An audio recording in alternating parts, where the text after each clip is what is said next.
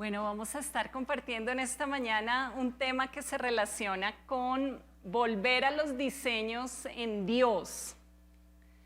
Volviendo a los diseños en Dios. Y vamos a comenzar con Hechos, capítulo 3, versículo 21. Y ahí vamos a estar mirando en qué tiempo estamos. ¿Qué tiempo es este en el cual nos encontramos? Dice, a quien de cierto es necesario que el cielo reciba hasta los tiempos de la restauración de todas las cosas. Ese es el tiempo en el cual estamos. Estamos en los tiempos de la restauración de todas las cosas, de que habló Dios por boca de sus santos profetas que han sido desde tiempo antiguo. Este es el tiempo de la restauración de los diseños en Dios. Y hoy vamos a estar compartiendo acerca de un diseño que encontramos en Génesis capítulo 1. En Génesis capítulo 1, los versículos, vamos a estar leyendo el versículo 28, encontramos un diseño del Señor para cada uno de nosotros. Lo conocemos, quizás lo hemos leído. Dice, y los bendijo Dios y les dijo, fructificad y multiplicaos, llenad la tierra y sojuzgadla, y señoread en los peces del mar, en las aves de los cielos y en todas las bestias que se mueven sobre la tierra. Ahí encontramos dos palabras importantes que es señorear y sojuzgar. Y ambas palabras apuntan al diseño de Dios para nosotros. El diseño de Dios para nosotros es que gobernemos. Hay versiones que hablan acerca de, en lugar de sojuzgar y someter, colocan gobernar. Otras hablan de reinar, de ser jefes, de dominar. El diseño de Dios para nosotros es que gobernemos. Sin embargo, como estamos en los tiempos de la restauración de todas las cosas y no estamos viviendo en el diseño de Dios, la idea es que el Señor nos pueda llevar a vivir en ese diseño. ¿En qué estamos viviendo si no estamos viviendo en el diseño?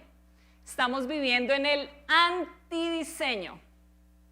¿Qué es el antidiseño? Lo encontramos en 2 de Pedro 2:19. En el antidiseño, en lugar de gobernar, vamos a ser gobernados. Ese es el antidiseño en el cual estamos. El que es vencido por alguno es hecho esclavo del que lo venció. Entonces, un esclavo no puede gobernar. Y vamos a estar mirando por lo menos 3 áreas en las cuales podemos estar viviendo en esclavitud. Y la idea es que podamos aprovechar este tiempo. Es un tiempo de oportunidad el que estamos viviendo en este momento. Una ventana de oportunidad se ha abierto para que nosotros podamos ser libres y alinearnos con el diseño que Dios tiene para cada uno de nosotros. ¿De qué forma somos esclavos? Y vamos a comenzar mirando el Salmo 32. En el Salmo 32, los versículos 1 y 2, encontramos 3 palabras que quizás hemos escuchado, hemos oído, hemos leído, que no tienen el mismo significado y a veces pensamos que tienen el mismo significado. ¿Qué dice el Salmo 32? Bienaventurado aquel cuya transgresión ha sido perdonada y cubierto su pecado. Bienaventurado el hombre a quien Jehová no culpa de iniquidad y en cuyo espíritu no hay engaño. Tenemos 3 palabras. La palabra transgresión, la palabra pecado y la palabra iniquidad. Y podemos pensar en un árbol. Y al ver un árbol podemos entender el significado de estas 3 palabras. Vamos a pensar en un árbol con su raíz, con frutos inmaduros y con frutos maduros. Los frutos inmaduros son las transgresiones. Los frutos maduros son el pecado y la raíz es la iniquidad. ¿Dónde más encontramos esas tres palabras? En el Salmo 51, los versículos 1 y 2. Dice, ten piedad de mí, oh Dios, conforme a tu misericordia. Conforme a la multitud de tus piedades, borra mis rebeliones. Lávame más y más de mi maldad y límpiame de mi pecado. Nuevamente aparecen esas tres palabras: transgresión, pecado, iniquidad. Vamos a mirar qué representan. Transgresión, la palabra hebrea para transgresión es la palabra Pesha. Esa es la palabra para transgresión en hebreo. ¿Qué implica la palabra transgresión? Una falta menor, una falta no intencional. Y les voy a dar un ejemplo. Tenemos un carro, necesitamos estacionarlo, no estamos prestando atención y lo estacionamos en un lugar no permitido. Es una falta no intencional. No fue intencionalmente que parqueamos el carro en un lugar donde sabíamos que no se podía parquear. Frente a la ley merecemos un parte, nos colocan un parte, somos culpables. Pero frente a Dios es una falta no intencional. Esa es la palabra transgresión. Pecado. Pecado viene de la palabra en hebreo chata'ah. Y a diferencia de la transgresión, el pecado es una falta intencional. Es cuando nosotros planeamos el mal. Es cuando nosotros, a pesar de lo que el Espíritu Santo nos dice, elegimos desobedecer. Esa es la palabra pecado. Nosotros normalmente ¿con qué tratamos? Tratamos con la transgresión y tratamos con el pecado. Pero no tratamos con la raíz. Entonces, mientras la raíz permanezca, vamos a ver qué. Frutos inmaduros y frutos maduros. Vamos a encontrar transgresión y vamos a encontrar pecado. La palabra para iniquidad es abón. Abón tiene que ver con lo torcido, lo que tuerce el plan o el propósito de Dios en nuestra vida. La iniquidad tiene que ver con el pecado familiar, con el pecado de mi casa. La iniquidad tiene que ver con el pecado generacional. Y el pecado generacional y el pecado familiar tiende a verse como algo normal. Es decir, es normal que en esta familia haya inmoralidad sexual. Entonces uno piensa, sus abuelos, sus padres, sus tíos, sus primos, inmoralidad sexual. En otras familias es normal que aquí, por ejemplo, hayan peleas, conflictos, disensiones, disputas. En otro ámbito, aquí hay divorcios. En otro, aquí hay enfermedades terminales terribles. En otro, aquí hay ruina, aquí hay pobreza, aquí hay miseria, aquí hay escasez. Vemos la iniquidad como algo normal. Nos acostumbramos. Podemos venir a una congregación, podemos leer la Biblia y a pesar de eso seguir viendo la iniquidad como algo normal, como algo que es parte de nosotros, como es algo de lo que nos ha rodeado, algo a lo que nos hemos acostumbrado. Y hay un versículo interesante que está en Romanos 8:21 y en ese versículo nos habla de dos condiciones. Hablábamos de la esclavitud, ¿no? El que es sometido a algo es hecho esclavo. Y aquí la palabra en Romanos nos dice que es posible salir de la esclavitud. Nos dice Romanos 8:21. La creación misma será libertada de la esclavitud de corrupción. Estamos en la esclavitud de corrupción, pero dice que podemos ser libertados a la libertad gloriosa de los hijos de Dios. Podemos pasar de la esclavitud de corrupción a la libertad gloriosa, y es un proceso. La iniquidad puede estar activa en nuestras vidas. ¿Y cómo sabemos que la iniquidad está activa en nuestras vidas? Pues por el fruto. Es decir, si continuamos viendo la transgresión y continuamos viendo el pecado en nuestra vida y en nuestra casa, ¿qué podemos entender? Que la iniquidad está activa. Cuando eso pasa, es decir, cuando ese pecado que se venía repitiendo deja de repetirse, podemos entender que muy posiblemente eso fue desactivado, fue cortado, fue vencido, fue destruido. Pero es un trabajo espiritual el que necesitamos hacer. Y estamos viviendo un tiempo en el que es muy propicio involucrarnos en este tipo de trabajos espirituales. Necesitamos involucrarnos en trabajos espirituales en nosotros y nuestras casas. Este tiempo de confinamiento, este tiempo de encierro, este tiempo de aislamiento, este tiempo necesita ser aprovechado. Y necesitamos aprovecharlo para hacer procesos. Entonces quizá usted piensa y dice, sí, yo he venido cortando la transgresión, yo he venido cortando el pecado, pero después de un tiempo ese pecado y esa transgresión vuelven a aparecer, lo cual nos lleva a pensar que hemos estado podando el árbol, cortándolo, pero necesitamos ¿qué? Arrancarlo de raíz. Y ese es un trabajo que nadie puede hacer por nosotros. Escúcheme. Hay cosas que nadie puede hacer por usted. Hay cosas como ¿cuáles? Comer. ¿Alguien puede comer por usted? No puede. ¿Alguien puede tomarse un vaso de jugo por usted? ¿Alguien puede ir al baño por usted? Y el trabajo de la iniquidad, el pecado y la transgresión es un trabajo individual.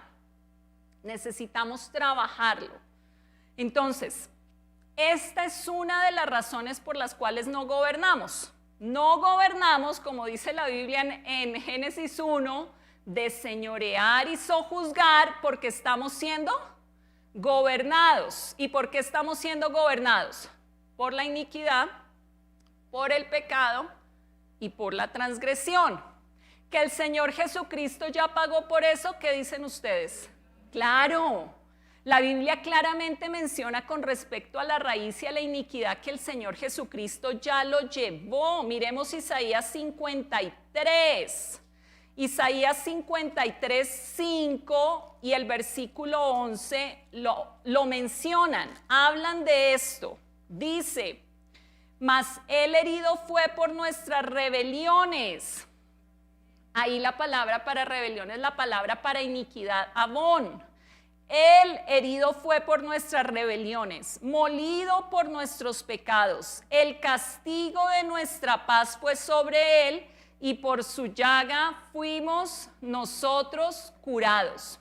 Y más adelante en el versículo 11 dice, verá el fruto de la aflicción de su alma y quedará satisfecho. Por su conocimiento justificará mi siervo justo a muchos y llevará las iniquidades de ellos. En el Nuevo Testamento, esta idea se vuelve a repetir. En Tito capítulo 2 versículo 14 nos dice que el Señor murió por nuestras iniquidades. Mire lo que dice, quien se dio a sí mismo por nosotros para redimirnos de toda iniquidad y purificar para sí un pueblo propio celoso de buenas obras. Sin embargo, a pesar de que ya la obra fue hecha en el área de la iniquidad, en el área del pecado y en el área de la transgresión, nosotros, cada uno de nosotros, puede mirar su casa, puede mirar su familia, puede mirar su vida y ver que aún la iniquidad puede continuar activa. Es decir, que hay un trabajo espiritual que necesitamos hacer. Nosotros necesitamos hacer ese trabajo espiritual. Primer área. Segunda área. Vamos a ir a Isaías. Isaías 61, el versículo 4 nos habla ya no de la iniquidad, ni de la transgresión, ni del pecado, sino nos habla de otro trabajo y de otro proceso en el que es importante que nos involucremos, y es una palabra de esperanza. Es una palabra de esperanza porque nos habla que nosotros tenemos la capacidad de hacer este trabajo. Dice, reedificarán las ruinas antiguas y levantarán los asolamientos primeros y restaurarán las ciudades arruinadas, los escombros de muchas generaciones. Tres cosas. Nos habla de ruinas, nos habla de asolamientos y nos habla de escombros. Ruinas, asolamientos y escombros. Otras versiones hablan, por ejemplo, de lugares devastados. Lugares devastados. Esos asolamientos son lugares devastados. Y nos dice tres verbos que son muy interesantes. Nos dicen, ustedes van a ¿qué? Reedificar. Ustedes van a reedificar. Número 2, nos dice, ustedes van a levantar. Levantar. O sea, el Señor nos va a dar la fuerza, la fortaleza para levantar. Y nos dice que vamos a restaurar. Otras versiones dicen, me gusta esa versión que leí que dice resucitar, dice. Resucitar lo arruinado. Resucitar los escombros, interesante. Resucitar, reparar, reconstruir, edificar. Mire, esto es muy importante. Necesitamos en este tiempo enfocarnos en mis ruinas, mis ruinas. No puedo ir a levantar las ruinas de otro sin haber levantado primero las mías, ¿me entienden? No podemos ir a las ruinas de otros cuando nosotros estamos en ruinas. Necesitamos ser consecuentes. Mis asolamientos, mis escombros. Y el Señor nos dice en su palabra que los vamos a reedificar, los vamos a levantar y los vamos a restaurar. Pero hay un trabajo espiritual que necesitamos hacer. ¿Me explico? Hay un trabajo espiritual que necesitamos hacer. ¿Por qué no gobernamos? Porque estamos en ruinas. No gobernamos, ni sojuzgamos, ni nos señoreamos porque estamos en asolamientos y en escombros. Y no es posible en ruina, en asolamiento y en escombro ir a levantarle las ruinas al vecino. ¿O será posible? No lo podemos hacer. Primero, mis ruinas, mis asolamientos y mis escombros. Por lo menos empezar procesos para poder ayudar a otros también con sus procesos. Y mucho menos, miren, la palabra habla de ruinas, escombros y asolamientos de territorios, territoriales. El Señor nos ha puesto en un territorio y la idea es que podamos bendecir el territorio donde Dios nos ha puesto. Pero para eso necesitamos que haber pasado por ese proceso de restauración, levantamiento y reedificación, reconstrucción. Hay una palabra que nos puede animar, que es Ezequiel 36. Ezequiel 36 nos habla de ruinas, pero nos las muestra desde otra perspectiva. 36-33. Dice, así ha dicho Jehová el Señor, el día que os limpie de todas vuestras iniquidades, haré también que sean habitadas las ciudades y las ruinas serán reedificadas. Entonces mire cómo los procesos se conectan. La vida en el Señor es una vida de procesos. Este año cumplo 29 años de haberle entregado mi vida al Señor y todavía sigo haciendo procesos.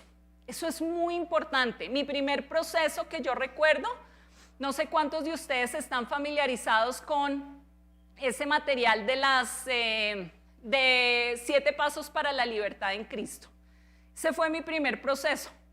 Y ese fue mi primer proceso, estamos hablando, digamos, hace 26 años, hace 25 años, fue mi primer proceso en el Señor.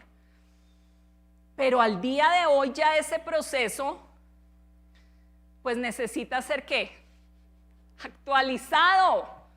Nos vamos actualizando y en esa ventana de oportunidad que el Señor ha abierto en este tiempo, hay entendimiento de parte de Dios y hay revelación de parte de Dios para hacer procesos y que no tengamos que hacer procesos que nos tomen años.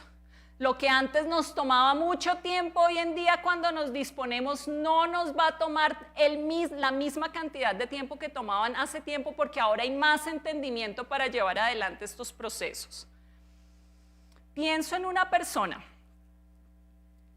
y antes de conectarlo con la persona y las ruinas, pensemos por qué vienen las ruinas, por qué vienen los asolamientos, por qué vienen los escombros, ¿de dónde vienen? Y miraba el libro de Jeremías. El libro de Jeremías nos habla mucho acerca del tema de las ruinas, de los asolamientos y de los escombros. Y nos dice el libro de Jeremías que al pueblo de Dios, el pueblo que no necesitaba estar ni en ruina, ni en asolamiento, ni en escombro, llegó a ser un montón de ruinas. Jerusalén llegó a ser un montón de ruinas. Habían ciudades desoladas, tierra en ruinas y en espanto, dice la palabra. ¿Por qué? ¿Por qué eso? Por la desobediencia. La desobediencia es causa de ruina. Y nos lo dice la palabra en el Nuevo Testamento en Mateo 7. ¿Se acuerdan de los 2 cimientos?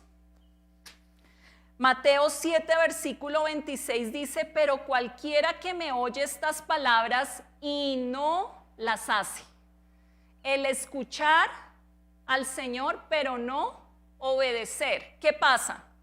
Le compararé a un hombre insensato, un hombre necio, que edificó su casa sobre la arena. Y dice la historia que descendió lluvia, vinieron ríos, soplaron vientos y dieron con ímpetu contra aquella casa. ¿Y qué le pasó a la casa? Se cayó. ¿Y qué pasó? Fue grande su ruina, dice ahí. Entonces, como consecuencia de la desobediencia, experimentamos ¿qué? Ruina. ¿Hay necesidad? No, mejor ser ¿qué? Obedientes, o por lo menos inmediatamente después de haber cometido el hecho, por lo menos acercarnos a Dios y pedirle misericordia para no seguir en un caminar desenfrenado de desobediencia como lo que le pasó a nuestro amigo Jonás. ¿Se acuerda de Jonás? Jonás le cambió la agenda a Dios. Dios le dijo la agenda a Jonás, clara. La agenda de Jonás era ir a Nínive y resulta que él dijo no, esa agenda no, yo me voy para Tarsis y resulta que ahí comenzó ese proceso de desobediencia. De Jope, el puerto donde se embarcó, al barco, del barco al sótano, del sótano al agua y del agua al pez. ¿Hasta dónde llegó Jonás? Y es muy interesante hasta dónde llegó. Jonás llegó hasta el Seol. La Biblia habla del Seol en el libro de los Salmos. ¿Qué es el Seol? El Seol es un lugar espiritual donde una persona puede llegar como causa de la desobediencia. ¿Y cuáles son las características del Seol? Según los Salmos, dolor, ligaduras. En el Seol nadie alaba al Señor. Mudez, muerte, angustia. La Biblia describe al Seol como que está abajo. Allí nadie se sacia. Allí no hay obra, no hay trabajo, no hay ciencia, no hay sabiduría, hay dureza, hay muerte prematura. Existe la muerte prematura antes del tiempo y hay abatimiento.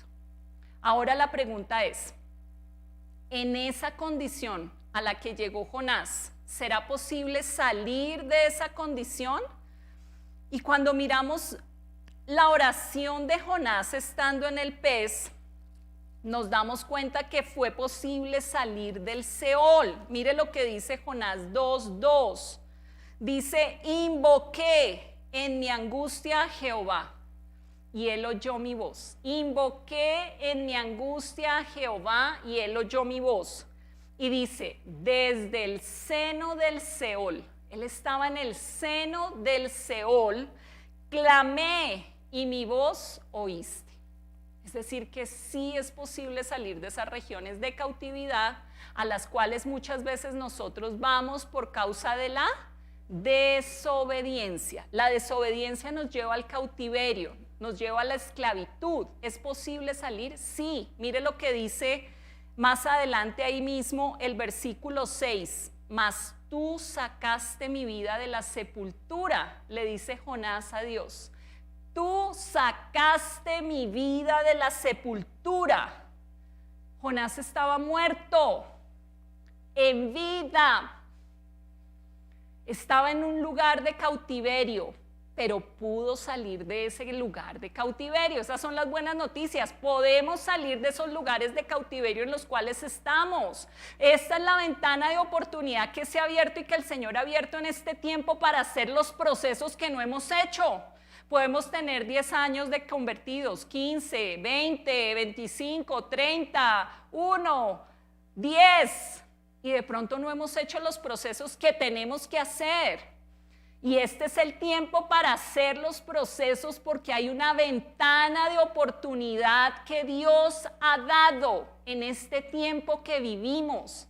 Este tiempo particular que vivimos es ese tiempo para cortar lo que no se había cortado, para arrancar lo que no se había arrancado, para desarraigar lo que no se había desarraigado hasta aquí, para no vivir más conformes en medio de la iniquidad, en medio del pecado, en medio de la transgresión y en medio de la ruina. Bueno, vamos 2 y vamos a ir con la tercera. No gobernamos porque estamos esclavos del pecado. No gobernamos porque estamos esclavos de la iniquidad. No gobernamos porque estamos esclavos, estamos viviendo en medio de ruinas. ¿Por qué más no gobernamos? Y aquí vamos a mirar un diseño muy especial de Dios para con nosotros y es de qué forma Él nos creó. ¿Qué somos nosotros? ¿Qué somos nosotros? Primera de Tesalonicenses 5:23 nos dice qué somos, de qué estamos compuestos, cómo estamos formados, qué características tenemos. Dice Primera de Tesalonicenses 5:23, y el mismo Dios de paz os santifique por completo y todo vuestro ser, y menciona cuál es nuestro ser: espíritu, alma, cuerpo, sea guardado irreprensible para la venida de nuestro Señor Jesucristo. Mire ese diseño tan especial. Ese mismo diseño lo encontramos en Génesis 2:7. Ahí está. Dice, entonces Jehová Dios formó al hombre del polvo de la tierra. ¿Y qué hizo?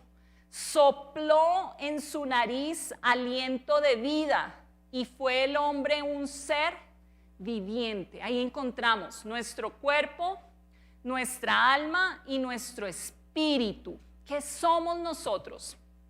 ¿Quién es Él? Él es el Padre de los espíritus de toda carne.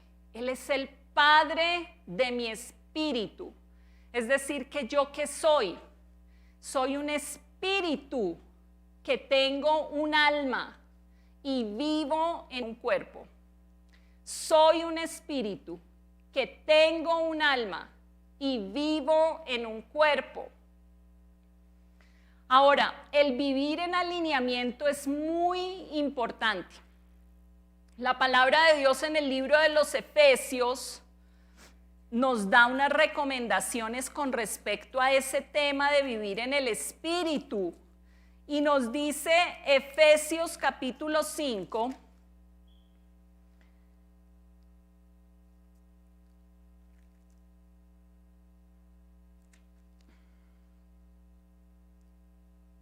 andad en el Espíritu, nos dice, andad en el Espíritu. ¿Cómo es posible que nosotros podamos andar en el Espíritu? Ahí es donde viene el tema del alineamiento. Nuestro cuerpo sujeto a nuestra alma. Nuestra alma sujeta a nuestro espíritu y nuestro espíritu sujeto al Espíritu Santo de Dios. Esa es la forma correcta para que nosotros vivamos. El orden correcto. Ahora, normalmente no vivimos en ese orden porque nos acostumbramos a que ¿quién gobierna? Gobierna nuestra alma. Nuestra alma, hablemos rápidamente de nuestra alma. ¿Qué hay en nuestra alma?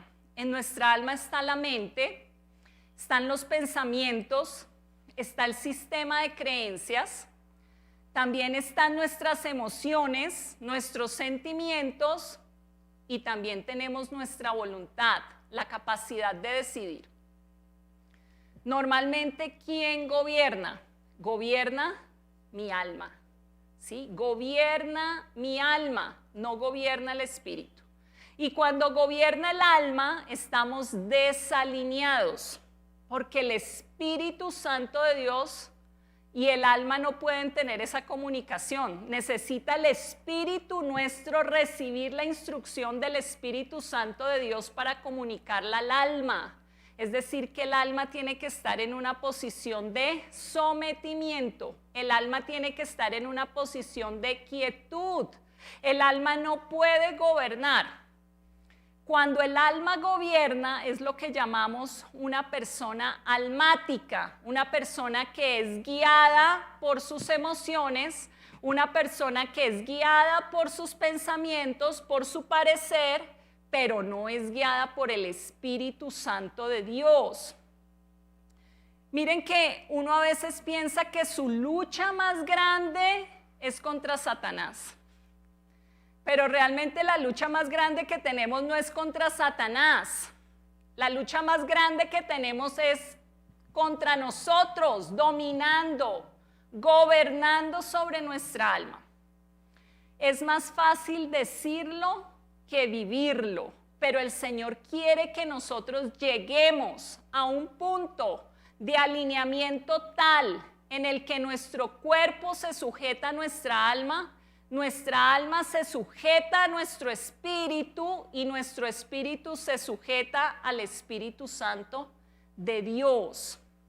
Es un proceso y necesitamos comenzarlo ya porque es un proceso muy básico. El proceso de alineamiento es un proceso muy básico. Es decir, si hasta aquí, después de 20 años, de venir a una congregación, o 15 años de venir a una congregación, o 10 años, o 5 años, hemos sido personas guiadas, gobernadas por nuestro sistema de creencias, por nuestro pensamiento, por nuestras emociones, que podamos empezar un proceso nuevo en el que nuestra alma se aquieta, en el que nuestra alma se somete, en el que nuestra alma se rinde. Y el rey David nos enseña a hacerlo. El rey David tenía las mismas luchas que nosotros tenemos con su alma. El rey David pasaba por momentos de angustia, momentos de persecución, momentos de opresión, y él tenía que darle órdenes a su alma.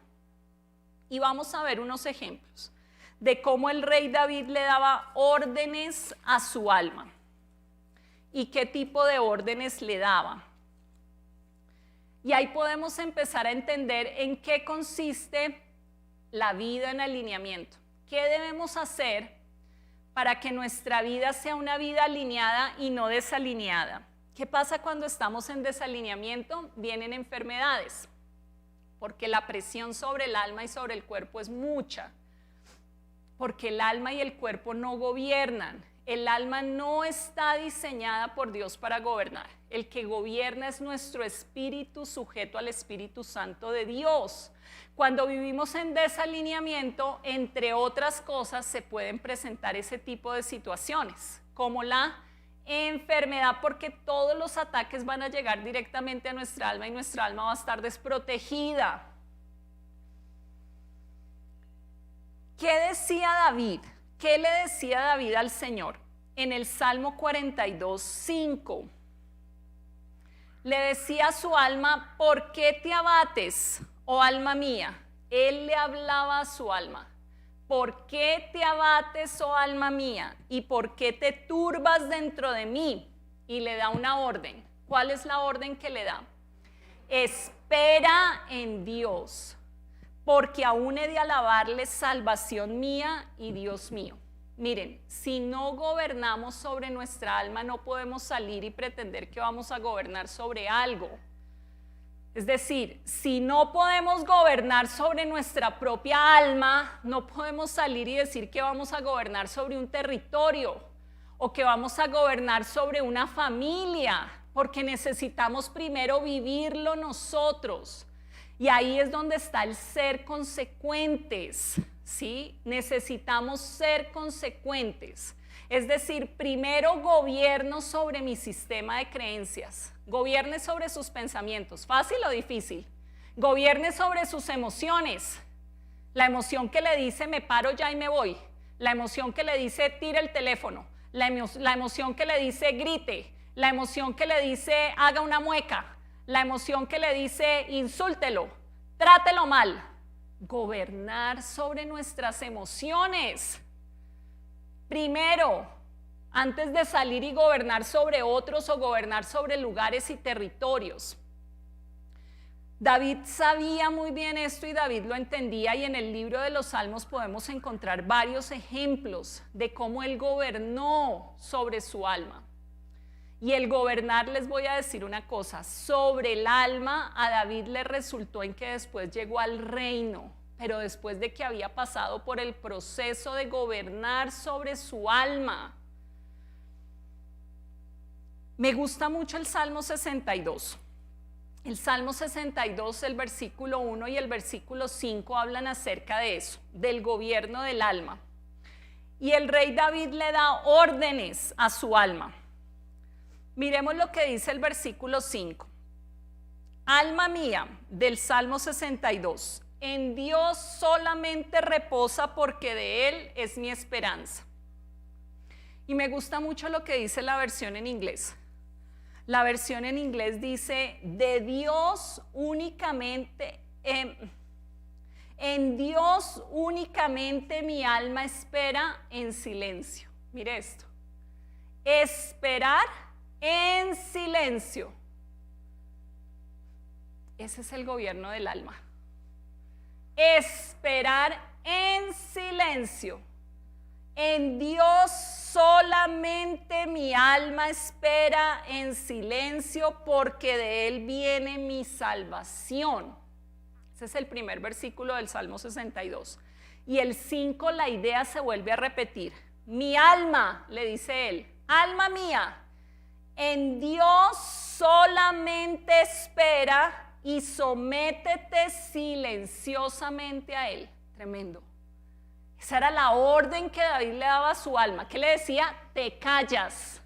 Te callas, le decía a su alma. No le decía al papá, no le decía a la mamá, no le decía al abuelito. Se decía a sí mismo.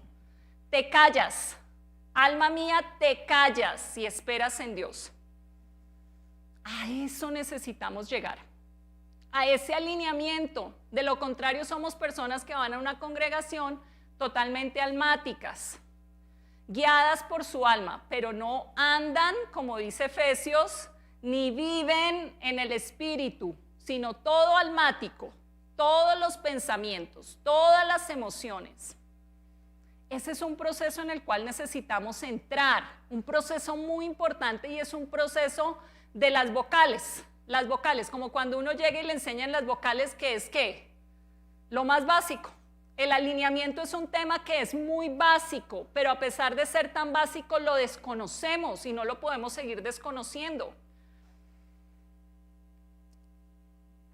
Otra escritura que habla David, Salmo 103, versículos 1 y 2. Bendice, alma mía, a Jehová. Ahí el salmista David le da la orden a su alma de alabar a Dios. Y bendiga todo mi ser su santo nombre. Bendice, alma mía, a Jehová. Y no olvides ninguno de sus beneficios. No sé si usted tiene esa costumbre, pero puede empezar a desarrollarla, de hablarle a su alma y de darle órdenes a su alma y de gobernar sobre su alma. Que el Señor nos ayude a vivir alineados, a vivir en alineamiento. Porque el vivir en alineamiento nos va a ayudar a vivir la vida que el Señor quiere que nosotros vivamos, de gobierno, de diseño. Vamos a examinarnos en esta mañana. Hemos hablado de 3 procesos diferentes y la idea es que podamos mirar qué proceso necesitamos, o si necesitamos los 3, pero que podamos comenzar con uno a la vez. El libro de los Corintios menciona 2 veces el examinarse. Es muy importante examinarnos. Examinarse si están en la fe. Interesante. Pablo no le está hablando a personas que no conocen de Dios. Le está hablando a personas que conocen de Dios y les dice, examínense si están en la fe.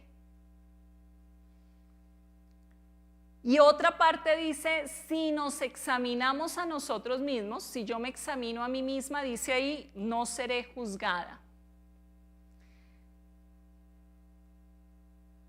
Este es un tiempo para que podamos examinarnos y ver qué tipo de procesos necesitamos hacer, para que este sea un tiempo de oportunidad para nosotros y podamos recibir lo que el Señor quiere impartir y quiere darnos. Vamos a orar. Padre, te damos gracias en esta mañana, Señor.